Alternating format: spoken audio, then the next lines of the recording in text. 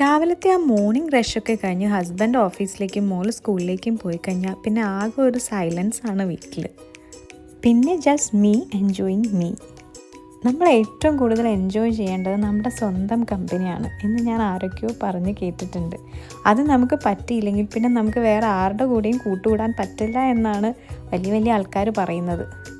എല്ലാവർക്കും പാക്കൊക്കെ ചെയ്ത് കൊടുത്തു വിട്ടു. ഇനി എൻ്റെ ബ്രേക്ക്ഫാസ്റ്റ് ടൈമാണ്. ബ്രേക്ക്ഫാസ്റ്റിന് നമ്മൾ ഇന്ന് പുട്ടാണ് ഉണ്ടാക്കിയത്. Portion control is very important. അതുകൊണ്ട് പുട്ട് ഇഷ്ടമാണെന്നും പറഞ്ഞ് ഒരു കുറ്റി പുട്ടൊന്നും കഴിക്കില്ല. പുട്ടിൻ്റെ കൂടെ ഒരു ഹാഫ് ഏത്തപ്പഴം പുഴുങ്ങിയതും മുട്ടക്കറിയും ഉണ്ട്. അപ്പോൾ നമ്മുടെ ബ്രേക്ക്ഫാസ്റ്റ് അത്യാവശ്യം ബാലൻസ്ഡായി. ഇനിയാണ് എൻ്റെ favourite part. It's my coffee time.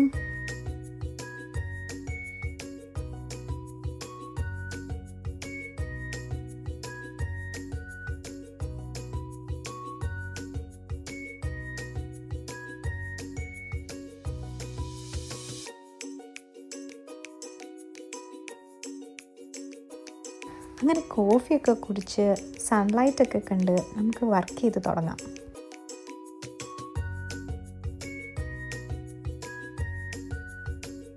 സത്യം പറഞ്ഞാൽ ഇങ്ങനെ ഒറ്റയ്ക്ക് ഇരിക്കാൻ നല്ല രസമാണ് കേട്ടോ.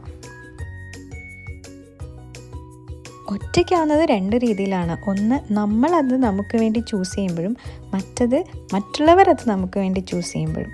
അതിൽ രണ്ടാമത്തേതാണ് നമുക്ക് അക്സെപ്റ്റ് ചെയ്യാൻ പറ്റാത്തത്. ആദ്യത്തേത് നമുക്ക് ഓക്കെ ആയിരിക്കും. ഇവരെന്നും എന്നെ കാണാൻ വരുന്നവരാണ്. ഇവിടെ കൂടൊക്കെ കൂട്ടി സെറ്റാണ്. അപ്പോൾ ഇത്രേ ഉള്ളൂ. ബൈ.